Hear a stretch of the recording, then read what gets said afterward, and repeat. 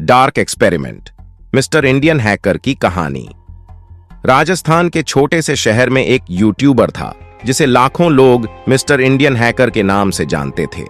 वह अपने पागलपन भरे प्रयोगों, अपनी असीमित उत्साह और अपनी नवाचारी भावना के लिए प्रसिद्ध था, लेकिन उसकी हंसमुख छवि और रोमांचक वीडियो के पीछे एक गहरा रहस्य छिपा था। एक ऐसा रहस्य जो डरावनी कहानी में बदल जाएगा। एक दिन मिस्टर इंडियन हैकर, जिसका असली नाम दिलीप था, को एक अज्ञात ईमेल मिला। भेजने वाले ने दावा किया कि उसके पास एक ऐसा प्रयोग है जो उसे लाखों व्यूज दिलाएगा।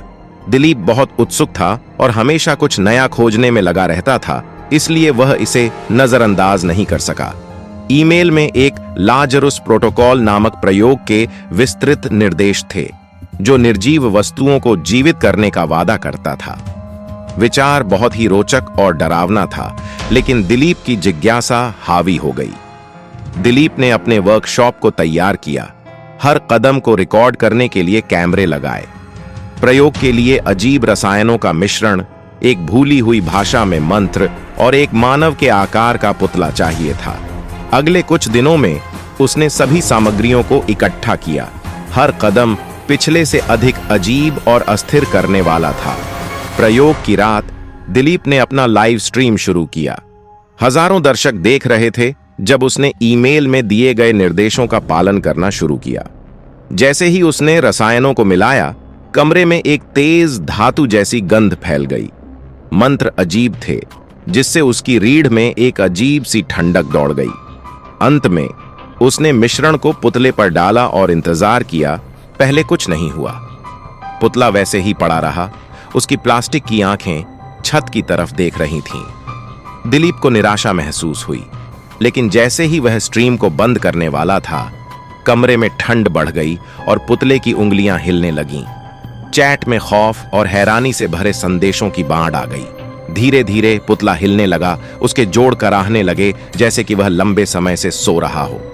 दिलीप की उत्तेजना डर में बदल गई जब पुतले का सिर तेजी से उसकी ओर मुड़ा। उसकी आंखें अब लाल रोशनी से जल रही थीं।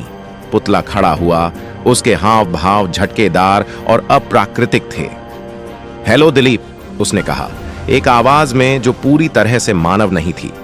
दिलीप पीछे हटा, अपना कैमरा गिरा दिया। लाइव स्ट्रीम जारी रही, अराजकता को कैद करते हुए। उसने खुद को संभालने की कोशिश की, खुद को विश्वास दिलाया कि यह कोई बड़ा मजाक है, लेकिन उसकी छाती में डर कुछ और ही कह रहा था।